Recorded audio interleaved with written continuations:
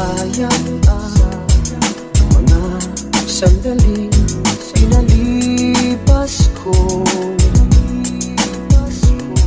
Naroon ka na, bakit ba humanap ng iba? Ngayon, ikaw ang pinapangarap,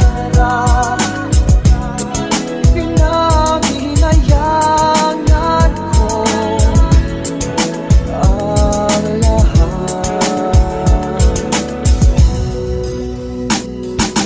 Bakit ba ang pagsisisi laging nasa huli?